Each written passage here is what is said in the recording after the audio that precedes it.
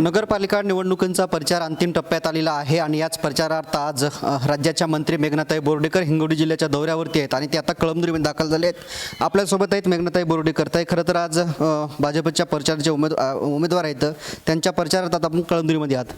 हो, मी भारतीय जनता पार्टीची कार्यकर्ती म्हणून कळमनुरीमध्ये आज नगरपालिकेच्या प्रचारार्थ आलेली आहे. एकूणच हिंगोलीमध्ये 3 नगरपालिका आहेत, वसमत, कळमनुरी आणि हिंगोली, आणि तुमच्याकडे हिंगोलीची जबाबदारी आहे. एकूणच प्रचार कसा झाला आणि कुठल्या मुद्द्यावरती प्रचार झाला? हे बघा, विकास आणि लाडकी बहीण ह्या विषयांवरती आमचा प्रचार झालेला आहे आणि लोकही नगरपालिकेतील जे मतदार बंधू भगिनी असतात त्यांना नगरपालिका क्षेत्रामध्ये राहत असतो, शहरामध्ये ज्या भौतिक सुखसोयी हव्या असतात त्यासाठी ही निवडणूक लढली जाते. आणि जनतेला माहिती आहे, मतदारांना माहिती आहे, केंद्रामध्ये पंतप्रधान नरेंद्र मोदीजींचं सरकार आहे, महाराष्ट्रात सुद्धा मुख्यमंत्री देवाभाऊंचं सरकार आहे. त्यामुळे आपल्या शहराचा विकास करायचा असेल तर भारतीय जनता पार्टीसोबत राहावं लागेल हा विचार मतदारांनी केलेला आहे. खरं तर ताई, तुमची काल गंगाखेडमध्ये सभा होती, त्या सभेत तुम्ही संबोधित करताना म्हणले की मी ही डॉन आहे, कुणाला घाबरायचं नाही. नेमकं काय होता विषय तो? नाही, काय, गंगाखेडमध्ये 4 पॅनल आहेत. त्या ठिकाणी माजी आमदार केंद्रे साहेब आणि त्यांच्या पत्नी ह्या राष्ट्रवादीकडून उभ्या आहेत. परत आमचे गुट्टे साहेबांचा एक पॅनल आहे, आमचा एक पॅनल आहे. आणि मग तिथे लोकल थोडेसे दादागिरी चालते. आपल्याला माहितीच असतं की कोण कशा पद्धतीने मग व्यापाऱ्यांना धमकावणं, अडवणं, त्यांचं काही नुकसान करतो म्हणून मोलमजुरी करणाऱ्यांना काहीतरी धमक्या देणं की तुला रोज आम्हीच आहेत बघून घेतो. मग अशा वेळेला कार्यकर्त्यांचं मनोबल खचू नये ह्यासाठी त्या जिल्ह्याची पालकमंत्री म्हणून की मी महिला आहे तर काही कमी नाही, भारतीय जनता पार्टीची कार्यकर्ती आहे, तुम्ही घाबरून जाऊ नका, मी तुमच्यासोबत आहे, असं सांगण्यासाठी त्याचे वक्तव्य बोलावे लागतात. ताई, दीपक केसरकर असे म्हणाले की भाजपचे पैसे घ्या आणि मतदान शिवसेनेला करा. हे बघा, जनतेला कुणाच्या निवडणुकीच्या दरम्यान जे लोक फक्त जातीपातीवर मतदान मागतात किंवा निवडणुकीच्या टाईमला चिरीमिरी हातावर ठेवून मतदान मागतात, त्यांच्यासाठी हे असलं गोष्टी कराव्या लागतात. भारतीय जनता पार्टी हा नेहमीच लोकांच्या सेवेमध्ये असणारा पक्ष आहे. भारतीय जनता पार्टीचे सर्वच नेते असतील, कार्यकर्ते असतील, जनतेच्या अडीअडचणी सोडवण्यासाठी असतात. म्हणून पैशाचं आम्हाला काही गरज नाही. लोक बघत असतात चांगलं कोण आहे, योजना कोणी आणलेल्या आहेत आणि त्यानुसार जनता मतदान करत असते. पण आता केसरकर साहेबांनी हे असं कशामुळे स्टेटमेंट केलं माहिती नाही. साधूंच्या नावाखाली साधूपणा करू नये असं राज ठाकरेंनी ट्विट केलेलं आहे नाशिकच्या वनगणीच्यावर. हे बघा, साधू संतांचा आशीर्वाद नेहमीच आपल्या देशामध्ये, खास करून आपल्या राज्यामध्ये सुद्धा भारतीय जनता पार्टीच्या पाठीशी राहिलेला आहे. कारण देव, देश आणि धर्मासाठी काम करणारा पक्ष ह्या देशामध्ये फक्त भारतीय जनता पार्टी आहे. त्यामुळे राज ठाकरे असे काहीतरी स्टेटमेंट करतात, परंतु सर्व साधू संतांचा आशीर्वाद नेहमीच भारतीय जनता पार्टीसोबत राहतो. पण याच मुद्द्याला धरून सयाजी शिंदे असं म्हणाले की कुठला साधूग्राम आणि कुठला कुंभमेळा, साधू आल्या गेल्याने काही होत नाही असं सयाजी शिंदे म्हणाले. हे बघा, सयाजी शिंदे कशामुळे तसे स्टेटमेंट दिले माहिती नाही, परंतु साधू संत हे नेहमीच लोकांसाठी चांगल्या विचार त्यांच्या मनामध्ये पेरत असतात आणि देव, देश आणि धर्मासाठीचे विचार ह्या मंडळींच्या माध्यमातून होतात. शेवटी देशातल्या जनतेच्या भल्यासाठी कोण काम करतं ह्याचा सुद्धा विचार ही सगळी मंडळी करत असतात. काँग्रेसने विश्वासात न घेता स्वबळाची घोषणा केल्याने ठाकरे, शिवसेना आणि राष्ट्रवादी शरद पवार गट नाराज असल्याची सूत्रांची माहिती आहे. हे बघा, काँग्रेसची तर अशी परिस्थिती झाली आहे की कोणच त्यांना पूर्ण पॅनलसाठी लोकसुद्धा निवडणूक लढण्यासाठी त्यांच्याकडे नाही आहेत. त्यामुळे अशी खिचडी सगळ्याच ठिकाणी, मग आमच्या परभणीत पण असेल किंवा हिंगोलीत पण असेल, अशा खिचडी सगळ्यांनी केलेली आहे. आणि स्वबळाचा नारा की आता त्यांना बिहारपासून कळलं असणार की आपण स्वतःची ताकद चेक करावी, कारण की नगरपालिका क्षेत्रांमध्ये काय होऊ शकतं हे तपासायचं असणार त्यांना. परंतु काँग्रेस पूर्ण पॅनल कुठल्याच नगरपालिकेमध्ये त्यांचं झालेलं नाही आहे. नारायण राणे यांचं महत्त्व संपण्याचा कट सुरू असल्याचं केसरकर म्हणाले.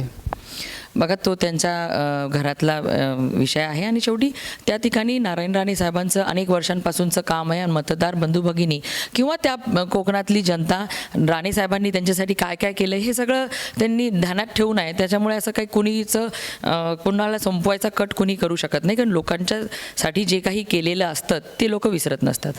ताई, परभणीच्या पाथरी विधानसभा मतदारसंघामध्ये राष्ट्रवादी अजित पवार, राजेश विटेकर नाराज आहेत. त्यांनी असं म्हटलं की माझी युती करण्याची इच्छा होती पण युती झाली नाही.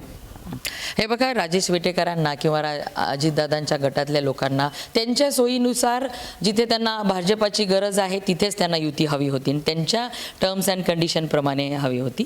त्यामुळे जिल्ह्यामधलं राजकारण बघता, जिल्ह्यामधली सगळी परिस्थिती बघता भारतीय जनता पार्टी सगळ्यात मोठा पक्ष कसा होईल आणि कुणासोबत युती केल्याने आम्हाला चांगलं लोकांचा कल मिळेल हे बघून आम्ही त्या ठिकाणी युती केलेली आहे. प्रश्न हिंगोलीतला आहे. भाजप आणि शिवसेना आमने सामने आहे. एकूण एक रुपये आरोप प्रत्यारोप होतात. भाजपचे आमदार तानाजी मुटकुळे असतील, त्याचबरोबर संतोष बांगर यांच्यामध्ये जे आहेत ते शब्द विवाह सुरू आहे.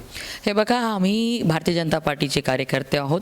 आम्ही आदरणीय मुख्यमंत्री देवाभाऊंचे कार्यकर्ते आहोत. आम्ही संयम सांभाळलेला आहे. त्यामुळे ह्या लोकांना टीका करणं आणि मग कुठेतरी निवडणूक वेगळ्याच विषयांवरती नेणं हा यांचा उद्देश आहे. परंतु आम्ही शांत संयमी कार्यकर्ते आहोत. आमचा संयम ढासळला जाणार नाही आणि ह्यांचा जो उद्देश आहे की लोकांना विकास किंवा तानाजीराव मुटकुळे साहेबांनी हिंगोली शहरासाठी इतकं सुंदर हिंगोली शहराचा चेहरा मोहरा बदलून टाकण्याचं काम केलेलं आहे आणि लोकांना ते दाखवण्याच्या ऐवजी कुठेतरी दुसराच विषय काढायचा आणि निवडणुकीला वेगळेच चर्चेला न्यायचं हे यांचा उद्देश आहे. पण जनता ओळखून आहे की आपल्या हिंगोलीच्या भल्यासाठी मुटकुळे साहेबांसारखं नेतृत्व आपल्यासोबत असलं पाहिजे आणि मुख्यमंत्री देवेंद्र फडणवीस साहेबसुद्धा आमच्या पाठीशी ठामपणे आहेत. त्यामुळे ह्यांनी केलेला हा केविलवाना प्रकार जनता उधळून लावणार आहे. ताई, खरं तर इतके दिवस विरोधक म्हणायचे 50 कोटीचा विषय, पण आता सुद्धा खुद्द भाजपचे आमदार तानाजी मुटकुळे यांनी सांगितलं की संतोष बांगर यांनी 50 कोटी घेतली. हे बघा, त्यांनी बांगर साहेब ज्या पद्धतीने या ठिकाणी निवडणूक लढताय त्यांना तसं उत्तर द्यावं लागेल. कधीतरी संयम ढासळत असतो, परंतु एवढ्या खालच्या स्तराचं वैयक्तिक लेवलवरती निवडणूक कुणीही घेऊन जाऊ नये, कोणी कुठल्याही पक्षाचा असला तरी. आणि शेवटी आमच्या नेत्यांनी आम्हाला सांगितलेलं आहे की युतीमध्येच राहणार आहेत. शेवटी 132 आमदार असलेले 137 आमदार भारतीय जनता पार्टीसोबत आहेत आणि आज या ठिकाणी सरकारसुद्धा आमच्याचमुळे आहे, भारतीय जनता पार्टीमुळेच आहे.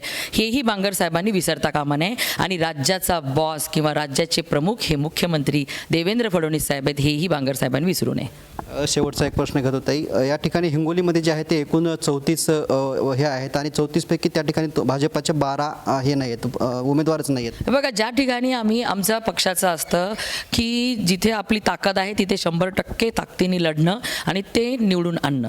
आमचा एकच प्रयत्न असतो की जिथे आमचे उमेदवार आम्ही उभे करू ते ताकदीने निवडून आणणं. सगळेच ठिकाणी उभे करून एनर्जी वेस्ट करण्यापेक्षा जिथं जिथं आम्हाला चांगला मतदार आहे त्या ठिकाणी आम्ही उभे केलेले आहेत. एक भाजप सोडून किंवा एक मंत्री म्हणून मतदारांना आपण काय आव्हान कराल की मतदानाचा टक्केवारी वाढण्यासाठी?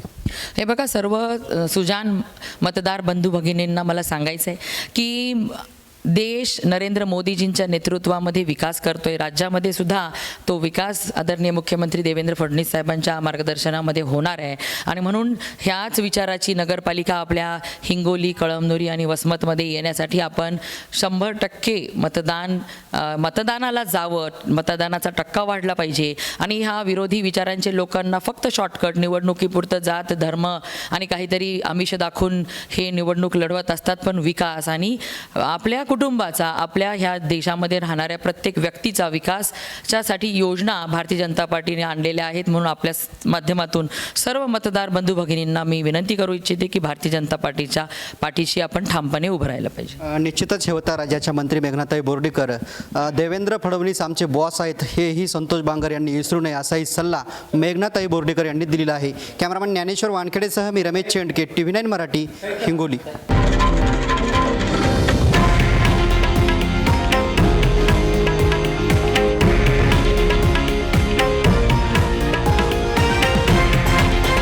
हे आहे देशातील नंबर 1 न्यूज नेटवर्क आणि आपण पाहत आहात TV9 मराठी, एकमेव.